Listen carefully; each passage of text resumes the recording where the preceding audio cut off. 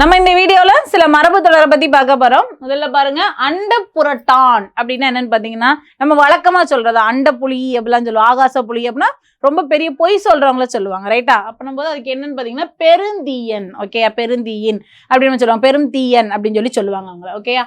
அழுகல்லன் தொழுகல்லன் அப்படின்னு அழுது நடிக்கிறாங்க, தொழு வேண்டினா நடிக்கிறாங்க, அந்த மாதிரி சொல்றாங்க இல்லையா? நம்ம இந்த இதில் இப்போ வழக்கமா யூஸ் பண்ணக்கூடிய வார்த்தை தான். அப்புறம் என்ன அர்த்தம்? பாசாங்கு செய்யறாங்க, ரைட்டா? ஸோ அழுதோ கெஞ்சியோ என்ன பண்றாங்க, அந்த செயலை செஞ்சு முடிச்சிடுறாங்க. அதனால அவங்க என்ன சொல்றாங்க, பாசாங்கு செய்வோம், ஓகே? அழுகல்லன் தொழுகல்லன் அப்படின்னா ரெண்டெட்டில். இப்போ இந்த வார்த்தையை நம்ம கேள்விப்பட்டிருப்போம், ரெண்டெட்டா. வாசிக்கும் போது அது கொஞ்சம் வித்தியாசமா இருக்கும். நீங்க சொல்லி பார்த்தீங்கனாலே உங்களுக்கு அது ஈஸியா தான் தெரியும், ஓகே? ரெண்டெட்டில் போயிட்டான் அப்படிலாம் பெரியவங்களாம் சொல்லுவாங்க. அப்புறம் என்ன அர்த்தம்? வேகமா போயிட்டாங்க, ரெண்டெட்டில் ஓடி போயிட்டான் பார்த்தீங்களா அப்படின்னு சொல்லுவாங்க இல்லையா? அப்புறம் என்ன அர்த்தம்? விரைவு அப்படின்னு சொல்லி அர்த்தம், ஓகே?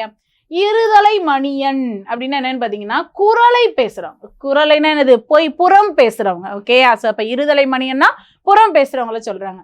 இன்னார் இனியர். இப்ப இதை பிரிச்சு பாத்தீங்கன்னாலே நம்மளுக்கு பொருள் வந்துடும். இன்னார் இனியர், இன்னார் அப்படின்னா என்னது? பகைவர், இனியர் நண்பர். அப்ப பகைவரும் நண்பரும், ஓகேயா?